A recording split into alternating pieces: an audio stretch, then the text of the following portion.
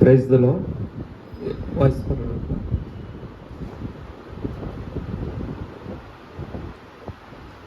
మనము చాలాసార్లు దేవుని గురించి వినేటప్పుడు దేవుడు ప్రేమమయుడు, చాలా కనికరం కలిగిన వ్యక్తి, చాలా ఉపకారి ఇలా వింటుంటాం.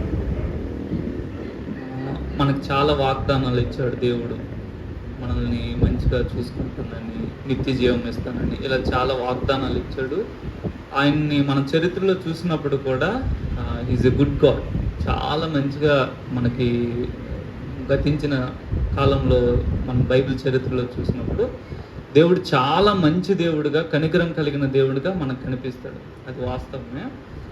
అయితే ఎప్పుడు కూడా మనము ఒకవైపు చూసి ఈయన ఇంతే అని అనకూడదు. ఒకవైపు చూసి ఈయన ఇంతే అని మనము కన్క్లూజన్కి రాకూడదు. మనం 180 degrees మాత్రమే చూడగలం కదా. కానీ మనం చూడలేనిది 360 degrees, అవతల బ్యాక్ సైడ్ మనము చూడలేము. మన యూనివర్స్ ఇప్పటిదాకా వాళ్ళు కనిపెట్టిన వాళ్ళ అంచనా ఎంత అంటే ఒక 2 trillion గెలాక్సీస్ ఉన్నాయనేసి కనిపెట్టారు. 2 trillion or 2 billion తెలియదు. వాళ్ళు ఏం చెప్తారంటే మాకు ఇంతవరకు ఇప్పుడు ఎంతైతే విజిబుల్ యూనివర్స్ ఉందో, ఎంతవరకు మనం చూడగలిగామో అంతవరకు ఇన్ని స్టార్స్ ఉండొచ్చని. అంటే మిగతా స్టార్స్ లేవని కాదు, ఉన్నాయి. అదేవిధంగా దేవుని గురించి మనకి ఇప్పటిదాకా ఎంతవరకు తెలుసో అదే దేవుడు కాదు, అది మాత్రమే దేవుడు కాదు. దేవుని గురించిన ఇంకొక కోణము ఈ రాత్రి కాల సమయంలో మనము ధ్యానించబోతున్నాము. నిర్గమకాండము 4వ అధ్యాయము 24వ వచనం. నిర్గమకాండము 4వ అధ్యాయము 24వ వచనం.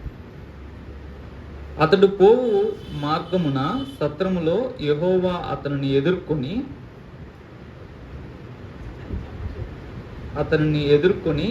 అతన్ని చంపచూడగా సిప్పోరా వాడిగల రాయి తీసుకుని తన కుమారునికి సున్నతి చేసి అతని పాదముల యొద్ద అది పడవేసి, నిజముగా నీవు నాకు రక్త సంబంధమైన పెనిమిటివైతువైనను.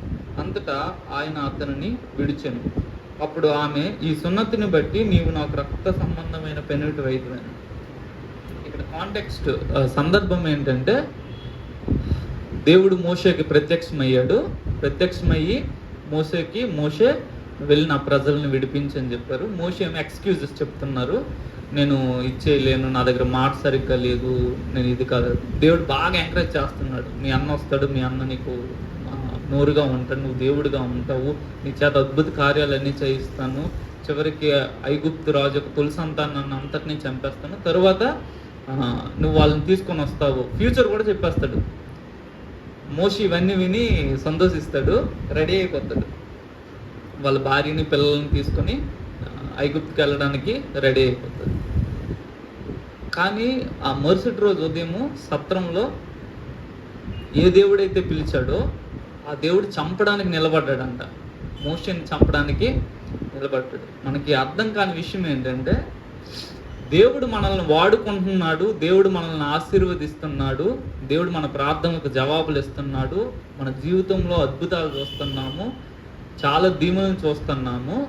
కాబట్టి దేవుడు నన్ను అంగీకరించాడు అని మన కన్క్లూజన్కి రాకూడదు. That is the most dangerous thing. నేను సరిగా ప్రార్థన చేయట్లేదు, నేను వాక్యం సరిగా చదవట్లేదు, అయినా నన్ను దేవుడు వాడుకుంటున్నాడు, నన్ను ఉపయోగించుకుని ఆత్మను రక్షిస్తున్నాడు, నా జీవితంలో బోల్డైన దీవెనలు చూస్తున్నాను. కాబట్టి నేనేమనుకుంటున్నానంటే, మనం ఇవన్నీ చేయకపోయినా దేవుడు పెద్ద పట్టించుకోవట్లేదులే. ప్రార్థన వాక్యం నేను చదవకపోయినా చేయకపోయినా, నేను ఆయనకి టైం ఇవ్వకపోయినా ఆయన నన్ను ఉపయోగించుకోవడం మాత్రం మానట్లేదు. కాబట్టి దేవుడు ఇవన్నీ పెద్దగా సీరియస్గా తీసుకోడు అనే కన్క్లూజన్కి వి షుడ్ నాట్ కమ్. మనం ఎప్పుడూ రాకూడదు. మోషే ఏమనుకున్నారంటే, దేవుడు నన్ను పిలిచాడు, దేవుడు వాగ్దానం చేశాడు, ఐగుప్తు నుంచి నేను వీళ్ళని తీసుకొని రావాలని, తీసుకొస్తానని ప్రామిస్ చేశాడు, నాతో కూడా వచ్చి అద్భుతాలు చేస్తానని ప్రామిస్ చేశాడు. కాబట్టి ఈ సున్నతి అనే విషయంలో పెద్దగా ఆయన పట్టించుకోలే. అదంత విషయం కాదు అని అనుకున్నాడు మోషే. బహుశా మోషే వాళ్ళ పెద్ద అబ్బాయికి సున్నత్ చేసి ఉంటాడు, రెండో అబ్బాయికి సున్నత్ చేయలేదు. వాళ్ళ ఫ్యామిలీ రీజన్స్ ఏంటనేది మనకు తెలియదు, కానీ బహుశా మోషే హృదయంలో ఈ థాట్స్ ఉండొచ్చు. పెద్దగా దేవుడు ఈ విషయాన్ని పట్టించుకోలే, ఏముంది అనేసి దేవుడు ఇచ్చిన మిషన్ కంప్లీట్ చేయడం కోసం వెళ్ళిపోతున్నాడు.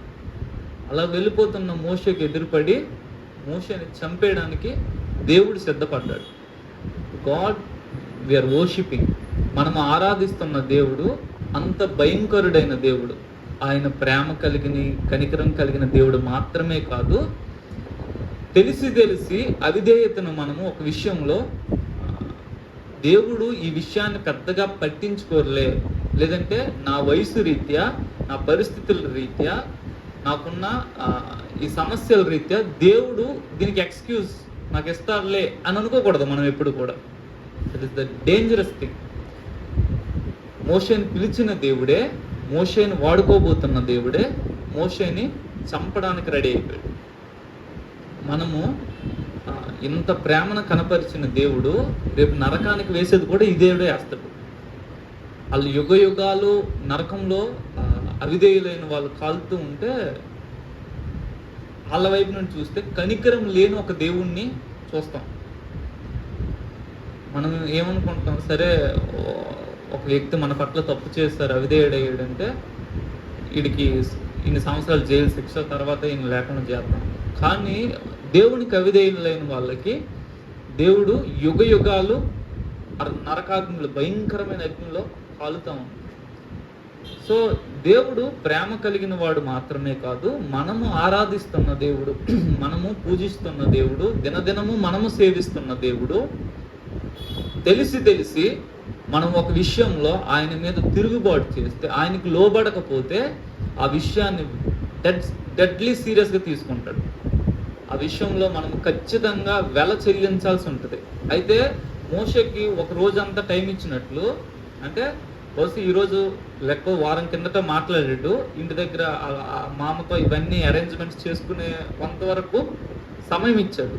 కానీ మోషే తన జీవితంలో ఉన్న ఈ అవిధేయతను సరిచేయకుండా ఎప్పుడైతే వెళ్ళిపోతున్నాడో, మిషన్ని అకాంప్లిష్ చేయడానికి వెళ్తున్నాడో, దేవుడు దాన్ని సహించలేదు.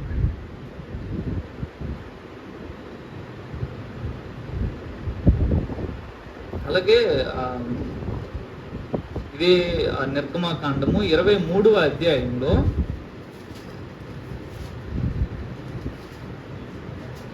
23, 20, 21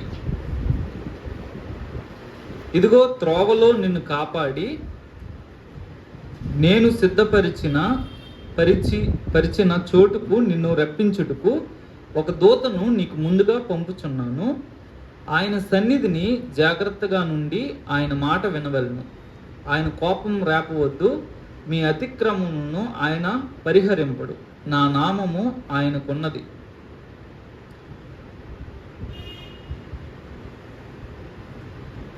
ఇశ్రాయేలీల్ని నడిపించడానికి దేవుడు ఒక దూతని పంపిస్తున్నాడు. ఆ దూత వచ్చి వాళ్ళని నడిపిస్తారని చెప్తున్నారు. అయితే ఒక వార్నింగ్ ఇస్తున్నారు, ఏంటంటే ఈయనకి మీరు కోపాన్ని తెప్పించొద్దు, చాలా జాగ్రత్తగా నడుచుకోండి.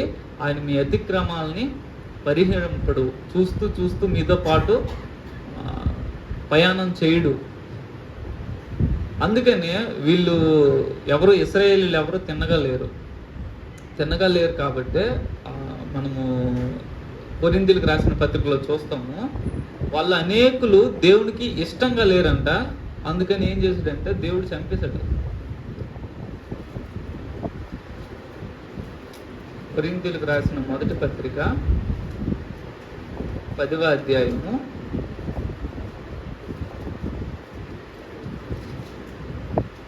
అక్కడ 1 నుంచి 5 వరకు చూస్తే, సహోదరులారా, ఈ సంగతి మీకు తెలియకుండా నాకు ఇష్టం లేదు. అదేదనగా మన పితరులందరూ మేఘము క్రింద నుండిరి, వారందరూ సముద్రంలో నడిచిపోయిరి. అందరూ మోషేను బట్టి మేఘంలోను సముద్రంలోను బాప్తిజం పొందిరి. అందరూ ఆత్మ సంబంధమైన ఒకే ఆహారమును భుజించిరి. అందరూ ఆత్మ సంబంధమైన ఒకే పానీయమును పానము చేసిరి. యాలి అనగా తమ్మును వెంబడించిన ఆత్మ సంబంధమైన బండలోనిది త్రాగిరి. ఆ బండ క్రీస్తే. అయితే వారిలో ఎక్కువ మంది దేవునికి ఇష్టలుగా ఉండకపోయారు కనుక అరణ్యంలో సంహరింపబడేది. దేవుడు ఐగుప్తు నుంచి తీసుకొని వచ్చాడు, మన్నానిచ్చాడు. వాళ్ళకి అగ్ని స్తంభంగా ఉండి, మేఘ స్తంభంగా ఉండి, బండలో నుంచి నీళ్ళు ఇచ్చి, చెప్పులు అరిగిపోలేదు, బట్టలు పాతకెళ్ళదు, ఇదంతా చేశాడు. కానీ వాళ్ళు చాలా మందిని తనే చంపాడు. ఎంతమందిని చంపాడంటే కాలేబు, యెహోషువ వీళ్ళిద్దరు మాత్రం మిగిలారు. మిగతా వాళ్ళందరూ చచ్చిపోయారు. ఐగుప్తు నుండి వచ్చిన సుమారు దగ్గర 20 లక్షల మంది జనాంగాన్ని ఏ దేవుడైతే ఐగుప్తీయుల మధ్య అద్భుతాలు చేసి తన బాహుబలంతో తీసుకొని వచ్చాడో అదే దేవుడు వీళ్ళని కానానికి వెళ్లకుండా అరణ్యంలో చంపేశాడు. The god we are worshipping. మనము ఆరాధన చేస్తున్న దేవుడు రోజు లేదంటే ప్రతి ఆదివారము మనము సంఘంలో వెళ్ళి ప్రార్థనలు చేస్తూ ఆరాధన చేస్తున్న దేవుడు ఇంత భయంకరుడైన దేవుడు. టేక్ ఇట్ ఫర్ గ్రాంటెడ్ అని దేవునితో మనం ఎప్పుడు అనకూడదు, చెలగాటం ఆడకూడదు. దేవుడు చూస్తూ ఆయన పెద్దగా పట్టించుకోడులే. ఒక దగ్గర అంటాడు, నేను ఇన్ని రోజులు సైలెంట్గా ఉండడాన్ని బట్టి నేను కూడా మీ వంటి వాడిని అనుకుంటున్నారు మీరు. I'm not like you. నేను మీలాంటి వ్యక్తిని కాను. కాబట్టి ఏంటంటే దేవునితో మనం చాలా చాలా జాగ్రత్తగా ఉండాలి. ఏ పనిష్మెంట్ నాకు రావట్లేదు కాబట్టి దేవుడికి నేను అంగీకారం అని కానీ, లేదంటే దేవుడు ఈ విషయాలు పెద్దగా పట్టించుకోవట్లేదని కానీ మనము అనుకోకూడదు.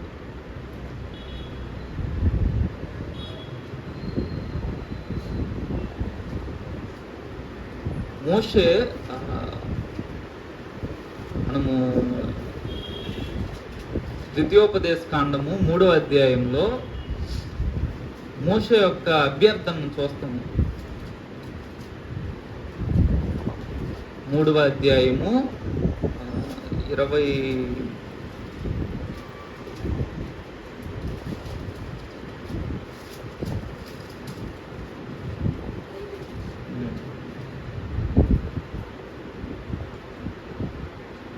23 నుంచి చూస్తే, మరియు ఆ కాలం నేను యెహోవా ప్రభువా, నీ మహిమను నీ బాహుబలమును నీ దాసునికి కనపరచ మొదలుపెట్టి ఉన్నావు. ఆకాశం అందే గాని భూమి అందే గాని నీవు చేయు క్రియలను చేయగల దేవుడెవడు? నీవు చూపు పరాక్రమమును చూపగల దేవుడెవడు? నేను అద్దరికి వెళ్ళి యోర్దాను అవతలున్న ఈ మంచి దేశమును మంచి మన్యమును ఆ లెబనోనును చూచినట్లు దయచేయమని నేను యెహోవాను బ్రతిమాలు కొనగా, యెహోవా మిమ్మును బట్టి నా మీద కోప్పడి నా మనవి వినకపోయింది. మరియు యెహోవా నాతో ఇట్లెను, చాలును, ఇకను ఈ సంగతిని గూర్చి నాతో మాట్లాడవద్దని. నీవు ఈ యోర్దానును దాటకూడదు కానీ నీవు పిస్గా కొండకి ఎక్కి కనులెత్తి పడమటి వైపును, ఉత్తరం వైపును, దక్షిణ వైపును, తూర్పు వైపును చూడు. అంటే మోషే చేసిన ఒక చిన్న తిరుగుబాటు.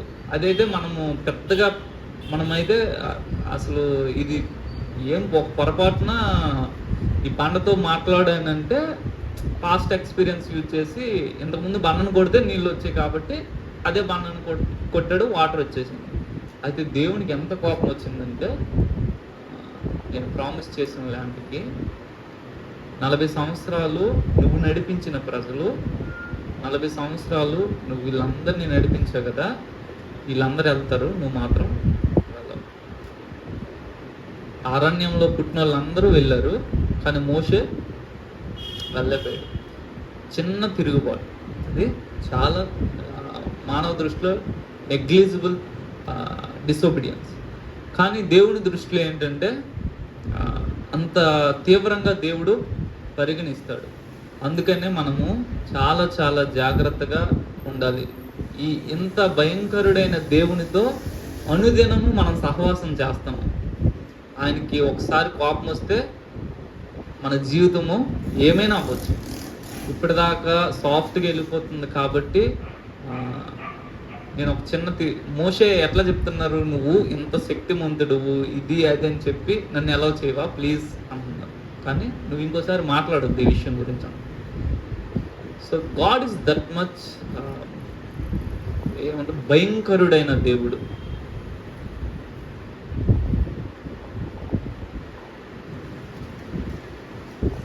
సమూయేలు 2వ గ్రంథంలో,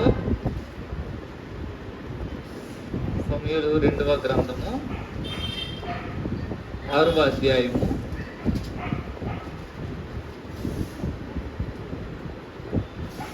6 నుంచి మనం చూస్తే,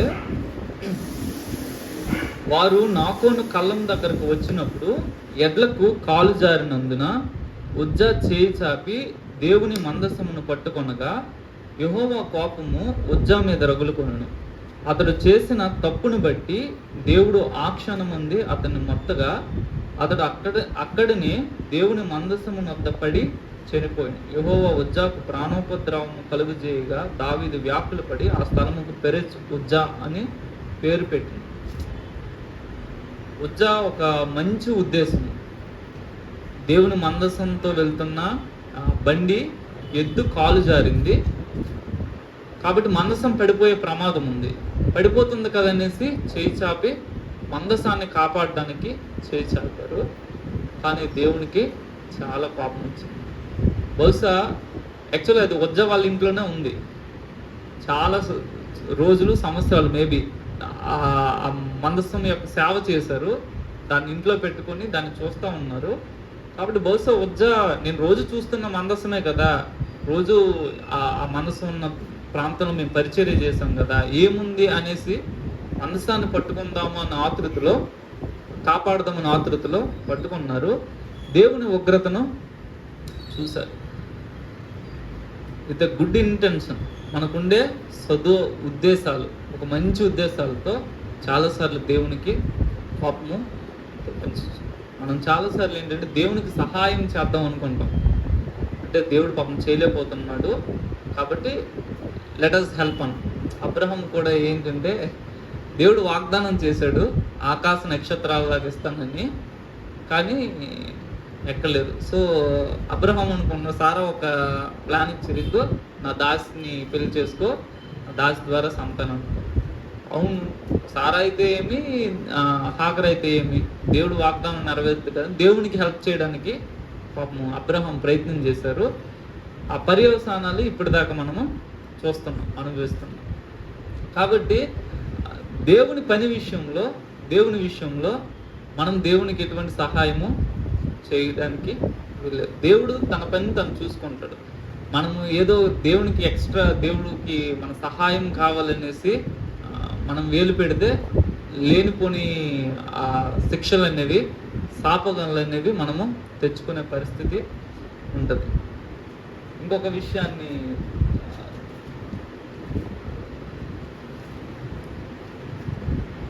సంఖ్యాకాండము 22వ అధ్యాయంలో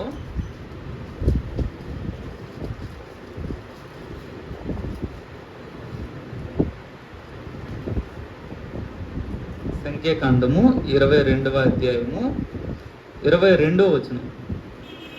అతడు వెళ్ళుచుండగా దేవుని కోపము రగులుకొనెను. యెహోవా దూత అతనికి విరోధి అయి త్రోవలో నిలిచెను. అతడు తన గాడిదనెక్కి పోచుండగా అతని పనివారు ఇద్దరు అతనితో కూడా ఉండిరి.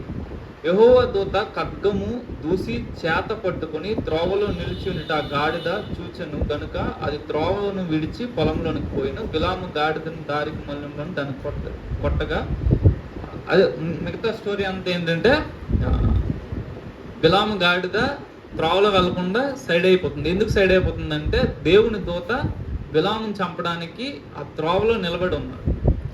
ఆ ముందు భాగాలు మనం చూస్తే బాలాకు వచ్చి బిలాముకు చెప్తారు, ఇలా ఒక ప్రజలు వచ్చారు, వీళ్ళు నువ్వు శపించాలని. బిలాం అంటారు, శపించడమైనా దీవించడమైనా నా వల్ల కాదు, దేవుడు ఏం చెప్తే అదే చెప్తా. ఫస్ట్ సారి వద్దని పంపిస్తే రెండోసారి ఎక్కువ బంగారం ఇదంతా పట్టుకుని వస్తే ఆ బంగారం ఇదంతా చూసి మళ్ళీ దేవుని దగ్గర ప్లీ పెడతాడు. ఇలా ఎక్కువ బహుమతితో వచ్చారు, వెళ్ళమంటాడు అంటే వెళ్ళు అంటాడు. వెళ్ళమన్నాడు కదా, దేవుడే వెళ్ళమన్నాడు. కానీ అదే దేవుడేమో దారిలో నిలబడి చంపడానికి రెడీ అయ్యాడు. అంటే చాలాసార్లు దేవుని చిత్తం ఒకటి ఉంటుంది, ఆ చిత్తాన్ని మనము మార్పు చెందించి, లేదంటే మన చిత్తంలోనికి దేవుని తీసుకొని వస్తే దేవుడు కొన్నిసార్లు పర్మిట్ చేస్తాడు. సరే నువ్వు అడుగుతున్నా కదా చెయ్యి అంటాడు. కానీ మన థాట్స్ ఉన్నాయి, హృదయ ఆలోచనలు, వాటిని బట్టి దేవుడు యాక్ట్ చేస్తాడు. బహుశా బిలాము ఆ రోజు రాత్రి దేవుడు సరే వెళ్ళు అన్నప్పుడు తన ఆలోచనలు ఒకలాగా ఉన్నాయి, మార్గ మధ్యంలో వెళ్తున్నప్పుడు తన హృదయంలో ఉన్న ఆలోచనలు దేవునికి విరోధంగా మారిపోయాయి. అందుకని దేవుడు ఏం చేశాడంటే చంపడానికి రెడీ అయిపోయాడు. ఆ గాడిద కానీ అడ్డు తొలగకపోతే, తప్పించకపోతే బిలాము చచ్చుండేవాడు. అంటే ఏం నేర్చుకోగలుగుతున్నాము మనం అంటే, దేవుడు కొన్నిసార్లు మనల్ని పర్మిట్ చేస్తాడు, కానీ అలా పర్మిట్ చేసినప్పుడు ఆయనే మనల్ని లేపేయడానికి రెడీ అవుతారు. టేక్ ఇట్ ఫర్ గ్రాంటెడ్ అని ఎప్పుడు మనము అనుకోకూడదు. మన జీవితాలను మనము క్షుణ్ణంగా పరీక్ష చేసుకోవాలి.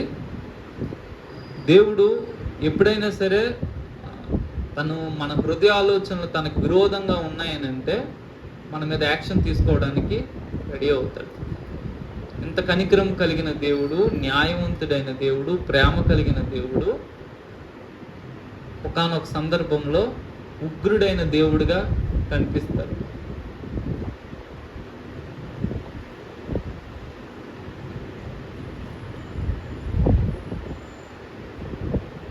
ఇక్కడ 4వ అధ్యాయము 24వ వచనంలో చూస్తే దేవుని గురించి ఒక మాట చెప్పబడుతుంది.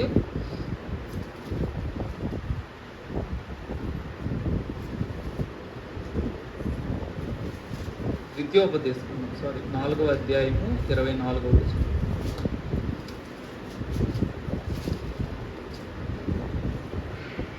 యాలే అనగా నీ దేవుడైన యెహోవా దహించు అగ్నియు రోషము గల దేవుడినై ఉన్నాడు.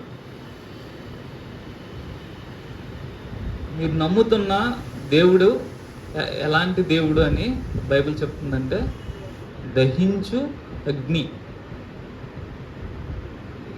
ఊరకనే అక్కడ స్టడీగా ఉన్న అగ్ని కాదు. ఇప్పుడు కారు చిచ్చు అంటారు కదా, అది ఒక దగ్గర పట్టుకుంటే అడవంతా తగలబడదు. మనం ఆరాధిస్తున్న దేవుడు అలాంటి దేవుడు. ఎక్కడైనా ఒక చిన్న తప్పిదం మన వల్ల జరిగి దాన్ని మనం కరెక్ట్ చేయకపోతే దేవుడు అదే విధంగా దహించేస్తాడు. చాలా రోషం కలిగిన దేవుడు. అందరూ సేవలు చేస్తారు కదా, అందరూ సేవలు చేసినప్పుడు రేపొద్దున అంట అగ్ని దీన్ని పరీక్షిస్తుంది అంట. ఈ అగ్ని అంటే దేవుడు ఆకాశం నుండి అగ్ని దింపడు, ఆయనే ఆ పనిని ముట్టుకుంటాడు. పనిని ముట్టుకున్నప్పుడు ఎవరి పని అయితే నిలబడుతుందో వాళ్ళేమో బహుమానాలు పొందుతారు, ఎవరి పని అయితే కాలిపోద్దో వాళ్ళేమో అవమానం పొందుతారు. వాళ్ళంతా ఎలా రక్షింపబడతారంటే అగ్నిలో నుండి తప్పింపబడినట్లుగా రక్షింపబడతారు. కేవలం వారి ప్రాణాలను వారు మాత్రమే రక్షించుకుంటారు, కానీ వాళ్ళకి ఏ ఘనత రాదు. బహుశా చాలా సేవ చేసి పెద్ద సేవలు చేసిన వాళ్ళు నాకు బోల్డ్ అంత బహుమానం వస్తుంది అనుకుని వెళ్తే ఆయన పట్టుకున్నప్పుడు అదంతా బూడిదైపోయింది అనుకోండి, ఆ వ్యక్తికి ఏ బహుమానము రాదు. ఏదో తన ప్రాణాన్ని తను కాపాడుకుంటారు. మనుషుల దృష్టిలో ఈడు భక్తిపరుడు, ఈయన చాలా ఉన్నతమైన వ్యక్తి ఇట్లా అనిపించుకున్న వాళ్ళందరూ కూడా రేపు దేవుడు పరీక్షించినప్పుడు ఒక లేకపోతే అంతా బూడిదైపోద్ది. కేవలం వాళ్ళు ప్రాణాలు మాత్రం కాపాడుకుని నరకానికి వెళ్లకుండా తప్పించబడతారు. సో మనం ఏ దేవుడిని అయితే ఆరాధన చేస్తున్నామో, ఏ దేవుడిని అయితే ప్రార్థన చేస్తున్నామో, ఈ దేవుడు రేపు మన జీవితాలని పట్టుకుంటాడు. ఎట్లా ఆయన తీర్పు దినాన్ని పట్టుకున్నప్పుడు ఆ అగ్ని మనల్ని దహించి వేసినప్పుడు ఏదైతే ఆయన కోసం చేస్తామో, ఏ పని అయితే ఆయన కొరకని ప్రయాసపడతామో అది అంతా నిలబడినప్పుడు మనకు బహుమానం వస్తుంది. లేదంటే అగ్నిలో నుండి తప్పింపబడినట్లుగా తప్పింపబడతాం. అందుకని మనం ప్రార్థన చేసినప్పుడు, దేవునికి ఇచ్చేటప్పుడు, ఆయన యొక్క శరీర రక్తాలను పుచ్చుకునేటప్పుడు చాలా భయము మనం కలిగి ఉండాలి. భయముతోనూ వణుకుతోనూ మీ సొంత రక్షణను కొనసాగించండి. గడగడ వణుకుచూ సంతోషించండి. కాబట్టి ఏంటంటే మన దేవుడు దహించు అగ్నిగా ఉన్నాడు. ఆయన సైలెంట్గా ఉన్నాడు కాబట్టి నన్ను అంగీకరిస్తున్నాడు, నన్ను పెద్దగా పట్టించుకోవట్లేదు. ఈ గుంపులో ఇంతమంది నువ్వు వందల వేల మందిలో నన్ను అంతగా భూతార్థం పెట్టి చూడట్లేదు అని మనము అనుకోకూడదు. మన జీవితాన్ని క్షుణ్ణంగా చూస్తున్నాడు. మన హృదయంలో పుట్టే అభిప్రాయాలను బాగా గమనిస్తూ ఉన్నాడు. ఒకరోజు వస్తుంది, మనం ఏవైతే కరెక్ట్ చేయకుండా అలా కానిచ్చేసామో, వాటిని వెనక్కి నెట్టుకుంటూ వెళ్ళిపోయామో, వీటన్నింటికి దేవుడు ఒకరోజు తీర్పు తీరుస్తాడు. ఆ తీర్పు భూమి మీద ఉన్నప్పుడే వస్తుంది. చచ్చిపోయాక తీర్పు తెచ్చడం, ఆ హృదయ ఆలోచనలన్నింటిని బట్టి మనల్ని గద్దిస్తాడని వాక్యం అంటారు. వాటిని వరుసగా ఉంచి వారిని గద్దిస్తాను. కాబట్టి ఏంటంటే మన దేవుడు ఇలాంటి దేవుడు కాబట్టి, ఇంత భయంకరుడైన దేవుడు కాబట్టి మనం చాలా జాగ్రత్తగా ఉండి ఆయన్ని సేవించాలి. మనం చేసే ప్రార్థనలు, అలక్ష్యంగా మాట్లాడటము, దేవుని సన్నిధిలో అనాలోచితంగా ఉండడము, ఇవన్నీ దేవుడు సహించడు. సరే, తెలియక ఒకసారి చేశాడు, 2 సార్లు చేశాడు, కానీ దాన్ని కరెక్ట్ చేయట్లేదంటే దేవుడు కటఫ్ చేస్తాడు. చాలామంది ఎలాగ దేవుడు క్షమిస్తాడు కదా, పాపంలో బ్రతికితే ఏంటి ప్రభా క్షమించంటే క్షమించేస్తాడు కదా, so I will do what ever I want and I will ask forgiveness అంటాడు.